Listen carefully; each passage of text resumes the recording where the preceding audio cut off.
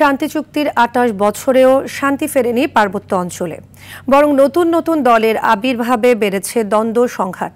বিরোধ নিষ্পত্তির বদলে আধিপত্য বিস্তার, গুম, খুন আর চাঁদাবাজি আজও রক্ত ঝরাচ্ছে পাহাড়ে।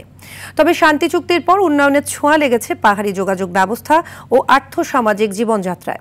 বান্দরবান থেকে মোহাম্মদ শাফায়েত হোসেনের পাঠানো তথ্যচিত্রে আরও জানাচ্ছেন আব্দুল হামিদ। উত্তাল পাহাড়ি জনপদে শান্তি প্রতিষ্ঠার লক্ষ্যে ১৯৯৭ সালের ২ ডিসেম্বর জনসংহতি সমিতি জেএসএস এর সঙ্গে শান্তি চুক্তি করে তৎকালীন আওয়ামী লীগ সরকার। তবে ২৮ বছর পার হলেও পাহাড়ে এখনো বন্ধ হয়নি অস্ত্রের ঝনঝনানি। জনসংহতি সমিতি ও ইউপিডিএফ ভেঙে ৪টি এবং কুকিচিন ও মক পার্টি নামে আরও ২টি সশস্ত্র সংগঠনের জন্ম হয় চুক্তি পরবর্তী সময়ে।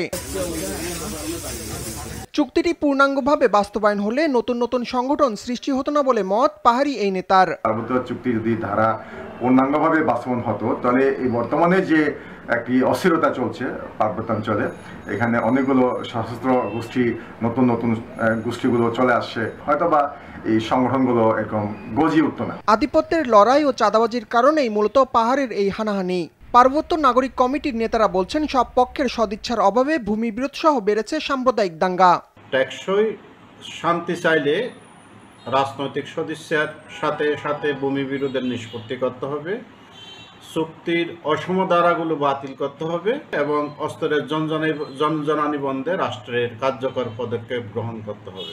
সরকার যথেষ্ট উন্নয়ন করেছে যখন যে সরকার এসেছে, অপরদিকে যাদের সাথে চুক্তি করেছে তারা একটি শর্ত চুক্তি রাখেনি। এমন একটা দীর্ঘ পর্যায়ে চলে গেছে যেটা না হওয়ার কারণে আমাদের বিশেষ করে পার্বত্য অঞ্চলে পাহাড়ি বাঙালির যে সংঘাত, এটা ক্রমশ বেড়ে যাচ্ছে। পার্বত্য অঞ্চলের শান্তি যদি ফিরিয়ে আনতে চাই, অবশ্যই যে কোনো একটা দ্রুত বাস্তবমূলক পদক্ষেপ নেওয়া দরকার। সংকট নিরসনে ভূমি বিরোধ নিষ্পত্তি, ভারতে আশ্রিত শরণার্থী ও অভ্যন্তরীণ উদ্বাস্তুদের পুনর্বাসন, পাহাড়ি ও বাঙালিদের সমঅধিকার নিশ্চিত সহ জাতীয় সংলাপের মাধ্যমে চুক্তির পূর্ণাঙ্গ বাস্তবায়ন চান সংশ্লিষ্টরা।